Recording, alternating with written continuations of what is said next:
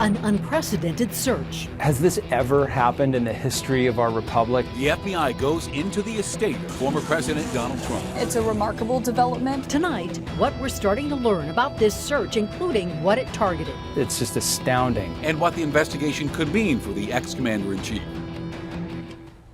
And first tonight, crowds are gathering outside of Mar-a-Lago following this evening's bombshell development regarding the former president. Tonight, the FBI confirms to ABC News agents did conduct a search at Trump's South Florida estate. And Denver 7 Jessica Porter has been tracking this developing story for us. And Jess, we're starting to learn what agents were looking for.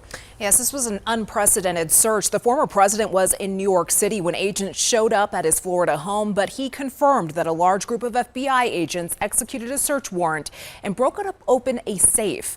It's believed this is the first time any president has had their personal residence searched for evidence pertaining to a crime. The Associated Press confirms the search was tied to a Justice Department investigation into 15 boxes of records containing classified information that Trump allegedly took to Florida when he left the White House.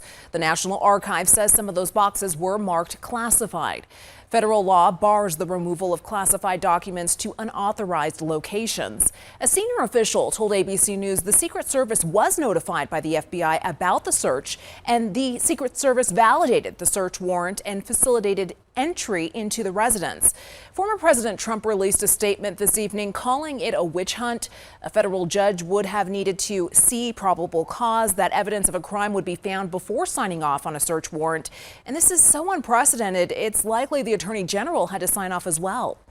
The FBI would not have taken a step as drastic and serious as this unless they had good information to indicate that this was the result of some knowing, willful, intentional acts of removing classified documents or sensitive documents in violation of some federal laws. Tonight, we are starting to get some reaction from lawmakers on Twitter. Colorado Representative Lauren Boebert called the search politically motivated and wants Republicans to investigate. This just adds to a long list of legal woes for the former president, including a financial investigation in New York, a congressional probe into his role in the January 6th insurrection, and an investigation into accusations he tried to influence Georgia's 2020 election results. And it's also important to note that if former President Trump were convicted of mishandling classified documents, he would be barred from running for president again. In the studio, Jessica Porter. Thank you, Jessica. And back to those crowds outside of Mar-a-Lago tonight. Our sister station in West Palm Beach spoke with several people there, and some echoed Trump's claim the search is a witch hunt. Others believe it's all about holding him accountable. It's disturbing. It's very disturbing. The man did nothing while he was in office, and I think they're on a witch hunt again. Completely appropriate. How many crimes can you commit before you're held accountable? And Denver 7 will be watching this story. We'll have any overnight developments starting at 4:30 a.m. on Denver 7 Morning News. Well, the numbers are alarming. Auto thefts have sharply and steadily grown, and they're not slowing down. According to numbers we pulled from Denver's crime map, across the entire city from 2018 to August of this year, auto thefts have grown by nearly 160%. And we know it's not just Denver dealing with this, it's the entire metro. And now the latest TikTok trend is making it even easier. Denver 7 CB Cotton live in Denver with that. CB? And Shannon, this crime first began in the Midwest, but we all know trouble travels fast, and now it's here in our state. All the thieves need is an older model Hyundai or Kia and a USB cable. They tore apart my steering wheel lock. Another TikTok trend has made its way to Colorado. Kias and Hyundai Elantras are being stolen. This time, stealing Kias and Hyundais with USB cables. And Sharice Ryan believes she's one of the latest victims. I was part of the new TikTok trend. Her Hyundai Sonata stolen too from this very spot in front of her Broomfield home. You can hear it. It's so loud, and my car is the first one to leave. Ryan says this surveillance video captured by her neighbor shows the moment it all happened on Friday around 3:30 a.m. You see my headlights, their headlights, and then my car takes off. Their car takes off. The Colorado Metropolitan Auto Theft Task Force, or CMAT, tells Denver 7 the technique has been around for years, but now it's growing because of the TikTok Kia Challenge. Some videos posted on the app show people removing steering columns and then using USB cables to start the ignition. I worked really hard for that, to have it taken away by somebody who thinks that this is funny, and it's not. And it's likely she won't be the last. According to CMAT, various Hyundai and Kia models are on the list of the top 10 most commonly stolen cars during the first quarter of this year. In statements to Denver 7, both Kia and Hyundai say their 2022 models are equipped with technology that prevents this type of USB theft from happening. But Ryan says for her and others with older model cars, it's no consolation. I finally had something to call my own, that I could walk out every day and be proud to say, I bought that. I did that on my own. To now somebody stole it from my house. I feel so violated. Now, in a statement to Denver 7, TikTok says the Kia Challenge violates their policies, and any videos showing people doing this crime will be removed from their platform. Reporting live, I'm CB Cotton, Denver 7. New tonight, Denver City Council has passed a new ordinance aimed at cracking down on catalytic converter thefts. The ordinance requires auto part dealers purchasing secondhand catalytic converters to report the purchase within 1 business day. Dealers will also have to take a photo ID from the seller and either take a picture of that ID or write down information. According to the latest numbers from Denver Police, more than 1,300 catalytic converters were reported stolen this year through the first week of July. Heroic actions captured on video. Denver Fire says 29 people had to be rescued during last night's flash flooding along I-70 near the Brighton exit and in Rhino at 38th and Blake. Look at the cell phone video.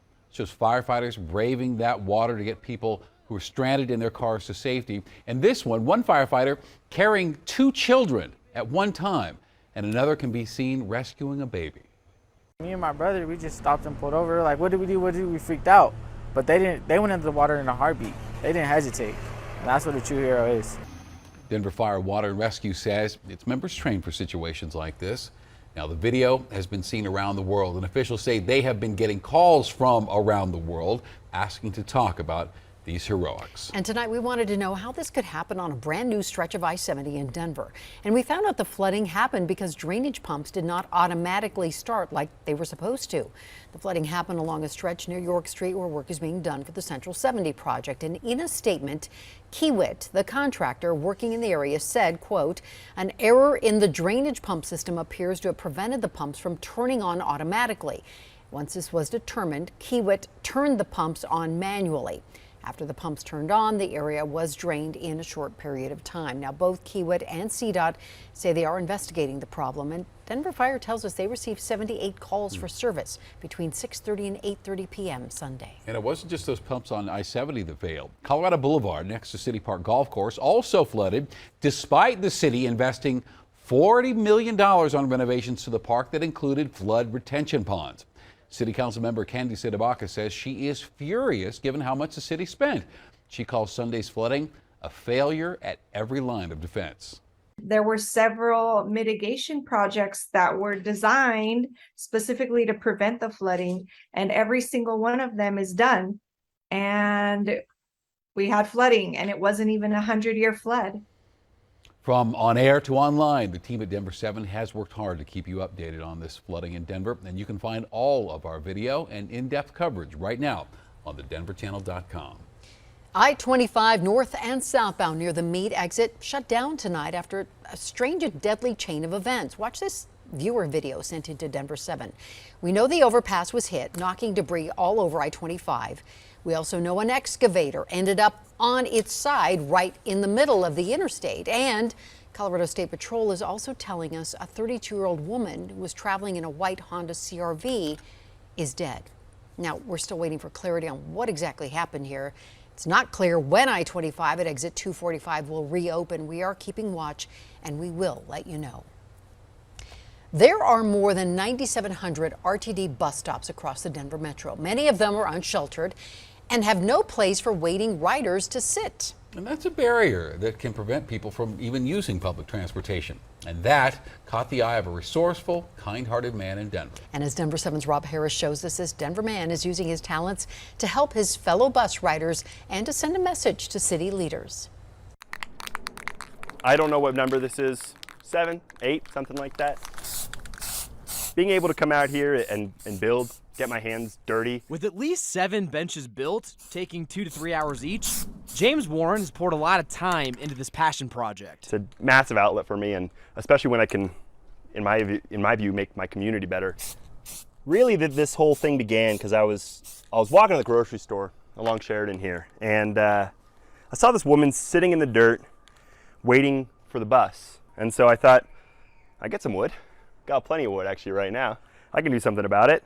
And so I did. That was bench 1. This latest bench is headed for the RTD bus stop near Sheridan and 10th. And as proof that Warren practices what he preaches, he'll be carrying it there on his shoulders. He hasn't had a car for 5 years and counting. So to get to his favorite Denver spots, he's either on his bike or aboard RTD. My hope for this bench is that people in the neighborhood have a little bit better time riding transit, a little bit more dignified while they wait to get around the city, and it just makes their lives a little bit better. Warren doesn't know how long this latest bench will stick around here at this Sheridan bus stop. Most of the others he's made so far have been graffitied and then stolen, but he says he's okay with that. I am not responsible for how other people act or how other people treat community resources. For as long as it does stay here, Warren will take pride in knowing it'll help erode one barrier keeping the people of Denver off the public transit of Denver. The people who use mobility devices, elderly people, people who can't afford a car, right? These people are left behind all the time. And I think the last thing that we should be saying to those people is, you don't get to sit while you wait for a bus. You know, I think we need to uplift everyone in our community. I reached out to representatives with RTD about these benches. They're technically unauthorized, but they say they'll leave them be. However, businesses around them may remove them. And Warren says if that's the case, he's okay with it, because his overarching goal is to raise awareness of the barriers that keep people off of public transit, and also to push city leaders to remove those barriers. For Denver 7, I'm Rob Harris. Radar screen is pretty clean. It's going to stay that way. I'll let you know which days get near 100 degrees. The Broncos return to Empower Field this weekend for their preseason opener. The question Broncos country is asking, will we see Russell Wilson in action? The Denver 7 sports team has the latest from training camp. Plus, filling a growing need. Denver 7 viewers help make sure kids have the supplies they need to head back to school.